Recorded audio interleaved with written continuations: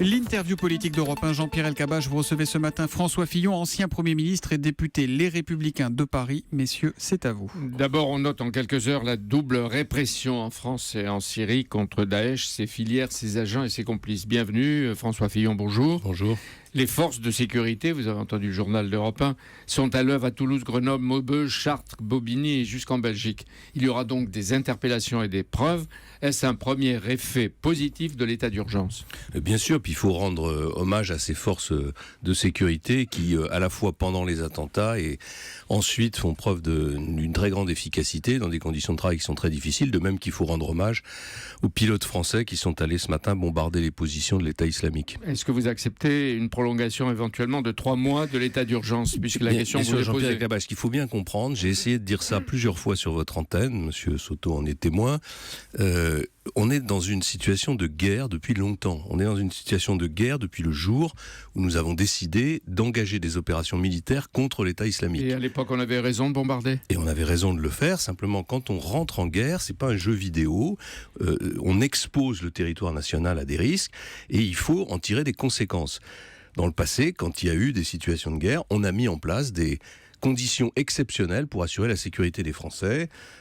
C'est la fouille à l'entrée des lieux publics, c'est l'expulsion des gens des étrangers qui présentent un danger pour la sécurité publique, c'est la mise en résidence surveillée de ceux qui présentent un danger pour la sécurité nationale mais qui ne sont pas étrangers. Voilà, c'est des mesures comme celle-là. Et puis la deuxième chose, c'est que quand on entre en guerre, on ne se contente pas de 3 bombardements par semaine, on a une stratégie pour gagner la guerre, ce qui n'est absolument pas le cas aujourd'hui. Qu'est-ce qui vous fait dire ça ? Parce que les Américains ont bombardé des milliers de fois, ça s'est pas forcément amélioré, que la guerre n'a pas été gagnée. D'abord, les Américains portent tout leur effort sur la libération du territoire irakien. Ils bombardent à un rythme qui est important, mais enfin qui n'a rien à voir avec l'importance du danger. Mais surtout, aucun bombardement n'a jamais permis de gagner une guerre, ni au Vietnam, ni en Afghanistan, ni nulle part. Donc, qu'est-ce qu'il faut faire ? Donc, la question, l'erreur fondamentale depuis le début, c'est d'avoir refusé une alliance avec les Russes, c'est d'avoir refusé le dialogue avec les Iraniens jusqu'à ces derniers jours, et c'est surtout d'avoir considéré qu'on avait 2 adversaires sur le terrain, le régime de Bachar el-Assad et l'État islamique. Si, on en est encore là, parce que pour l'instant, les positions commencent à bouger. Vous me reconnaîtrez d'avoir dit ça 20 fois depuis plus d'1 an, mais enfin, personne n'a encore pris l'initiative de réunir l'ensemble des pays concernés de la région, y compris le régime de Bachar, pour dire on va aller taper l'État islamique jusqu'à ce qu'il ait été éliminé. François Hollande s'en prend directement cette nuit à Al-Baghdadi, le calife autoproclamé de l'État islamique. C'est la capitale Raqqa qui a été frappée par 10 Rafales et Mirage 2000 qui ont largué, comme vous le savez, 20 bombes sur des cibles précises. Est-ce que ces représailles massives, même si elles ont un effet relatif, mais elles sont importantes, vous les approuvez, vous ? Oui, mais je les approuve, mais j'ai envie de dire, il faut que ce soit demain et après-demain et après-après-demain. C'est pas... mais vous m'avez pas répondu à la question sur l'état d'urgence, oui ? Oui, bien sûr. C'était ma réponse à la situation de guerre. Tant qu'on est en situation de guerre, il faut accepter l'idée de l'état d'urgence et il faut accepter, par exemple, il y a un grand débat sur les contrôles aux frontières. Il y a des gens qui veulent remettre en cause Schengen, tout ça. Bon, on verra, ça c'est du long terme. Mais immédiatement, on peut très bien décider que tant qu'on est dans une situation de guerre, on maintient les contrôles aux frontières. Ça ne remet pas en cause l'avenir européen, ça ne remet pas en cause l'avenir de la libre circulation des personnes. C'est le résultat de la guerre. Très bien, c'est ce qui est fait. Quand la Grande-Bretagne était sous le coup des attaques de l'armée irlandaise, eh bien, il y avait des mesures d'exception à Londres. Il y a en ce moment 110 perquisitions qui ont été réalisées sur le territoire national. J'ai les informations au fur et à mesure. Manuel Valls vient de prévenir que les terroristes peuvent frapper dans les jours et les semaines qui viennent. C'est-à-dire que la menace terroriste reste évidemment à nos portes. Mais ça, on le sait, Jean-Pierre Elkabbach. Le Premier ministre annonce ça tous les jours. Bon, on le sait parce qu'on a affaire à un adversaire qui est considérable. D'ailleurs, je vous entends tous appeler Daesh en permanence. Je vous en supplie, appelez-le l'État islamique pour que les gens comprennent que c'est un État qu'on a en face de nous. C'est un territoire. C'est pas une petite organisation. C'est pas une petite organisation. Pourquoi on dit Daesh ? C'est au fond parce que pour aller plus vite. Non, c'est pas ça. C'est que à l'origine, on ne voulait pas dire État islamique parce qu'on voulait pas reconnaître reconnaître que c'était un État. Mais c'est un État. Alors cet après-midi, lors de l'exceptionnel congrès de Versailles, le président de la République devrait ou pourrait réclamer que l'état d'urgence dure 3 mois. Vous avez dit que vous donnez votre soutien. À condition que ça serve à quelque chose, naturellement. Et à Versailles, après l'intervention du président de la République, les partis devront s'exprimer à tour de rôle et pour un débat qui est sans vote. On a l'impression qu'on reproduit ce qui avait eu lieu en 2009, quand le président Nicolas Sarkozy avait quitté l'hémicycle après son discours. La gauche avait dénoncé une forme de monocratie, une adresse du souverain. La situation elle a l'air de se reproduire à l'inverse. C'est le président de la République Hollande qui quittera l'hémicycle. Est-ce que la droite est forcée d'imiter la gauche d'alors ? Non, bien sûr que non. Le président quittera l'hémicycle parce que c'est la révision constitutionnelle que nous avons portée qui ne prévoit pas que le débat ait lieu en présence du président. Mais François Hollande aurait été bien inspiré au moment de 2009 de ne pas critiquer cette réforme constitutionnelle. Il s'en sert aujourd'hui. Et pour notre part, moi je serais cohérent avec moi-même, c'est-à-dire que j'irai écouter le président de la République. Je trouve normal qu'il s'adresse à la nation dans des circonstances aussi graves que celle-là. Et j'espère que les débats qui auront lieu après seront des débats dignes qui auront pour principal... ce que vous dites à vos proches, à vos amis. Qui auront pour principal objectif de montrer qu'il y a une grande unité.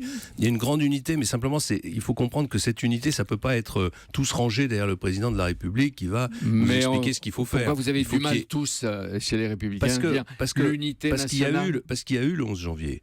Et qu'après le 11 janvier, au fond, il ne s'est rien passé. On n'a rien changé.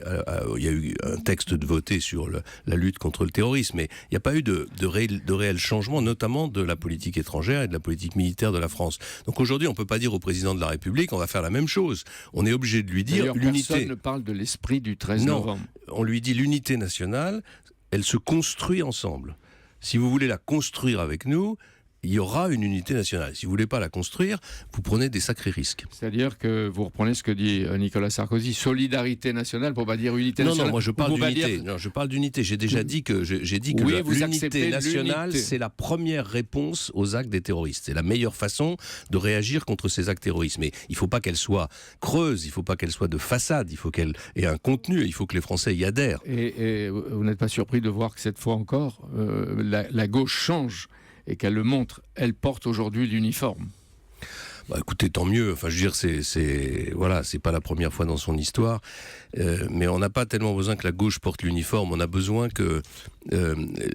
qu'on nomme les choses. Vous voyez, qu'on nomme l'État islamique, qu'on nomme la situation de guerre, qu'on dise que quand on bombarde des gens, on tue des gens et on commet des actes de guerre. Et donc, comme on commet des actes de guerre, on entraîne des représailles. Et il faut tirer toutes les conséquences de cette situation, ce qu'on n'a vraiment pas fait jusqu'à maintenant. On a donné l'impression que le territoire national était totalement en dehors de cette... Mais est-ce qu'il n'y a pas des risques, François Fillon ? Et il ne faudrait pas éviter le double amalgame, de considérer tous les musulmans comme des auteurs possibles d'attentats de crimes ou comme des complices, premier point. Non, mais personne ne considère ça. Enfin, oui, je veux dire, mais regardez les réseaux sociaux, c'est de quoi être inquiétant. Oui, mais enfin, il faut se mettre à la place des Français. Ils sont, voilà, il y a eu, vous vous rendez compte l'ampleur de l'attentat qui vient d'être commis. Vous vous rendez compte en plein cœur de Paris, dans des conditions qui sont invraisemblables. Je dirais 8 terroristes ou 11 terroristes qui peuvent quasiment mettre à genoux un pays. J'entendais certains dire qu'il fallait annuler la conférence internationale sur le climat, qu'il fallait même repousser les élections. Mais attendez, si 11 personnes sont capables de faire reculer un grand pays démocratique, alors ils ont gagné. Donc tout le pays a intérêt à se remettre au travail, doit se remettre au travail, comme il commence à le faire. Bien sûr. Et vous, sur la conférence sur le climat, le sommet mondial sur le climat, vous dites qu'il faut qu'il ait lieu. Qu'elle se tienne. Après, c'est au président de la République de voir s'il faut qu'il en modifie la dimension. Je pense que ce serait absolument fondamental, comme l'a proposé Bruno Retailleau, que cette conférence devienne aussi une conférence contre le terrorisme international, puisque tous les chefs d'État et de gouvernement seront réunis à Paris. Le deuxième amalgame à pas faire, de faire des migrants des terroristes en puissance. Il faut faire attention. Non, mais en même temps, il faut surveiller les frontières, puisque dire qu'il ne peut pas y avoir de terroristes qui se mêlent aux migrants qui traversent les frontières, on voit avec les événements qui viennent de se produire que c'est pas vrai. Donc tout ça, ce sont des sujets qui devraient être traités de façon froide, de façon pragmatique. Et tous ensemble, peut-être droite et gauche ou pas du tout. Tous ensemble, droite et gauche, on a besoin de rétablir les contrôles aux frontières pendant la durée de la menace qui pèse sur nous. Et je pense que cette menace, elle va peser pendant maintenant plusieurs mois. François Fillon, 2 remarques. Lors du G20 qui est organisé en Turquie, un événement a eu lieu, peut-être un tournant, une longue conversation en aparté, Obama-Poutine, nez contre nez, seul. Est-ce qu'elle peut déboucher sur des évolutions politico-militaires en Syrie? Mieux vaut tard que jamais, Jean-Pierre Elkabbach. Enfin, le président des États-Unis comprend que l'adversaire de la civilisation occidentale, c'est pas le président russe, c'est l'État islamique, et qu'il faut se rassembler contre lui. Ça promet des évolutions. Ça annonce des évolutions qui sont d'ailleurs déjà engagées, à mon sens, depuis plusieurs mois. Dans 3 semaines, il y a les élections régionales. Quelles conséquences tout ça vont-elles avoir? Écoutez, j'en sais rien, parce que c'est pas possible aujourd'hui. On est encore dans l'émotion et dans le deuil, et donc je pense qu'il ne faut pas mélanger les considérations partisanes à l'état d'urgence dans lequel nous nous trouvons. Merci François Fillon d'être venu en direct sur Europe 1 ce matin. À demain matin, Jean-Pierre.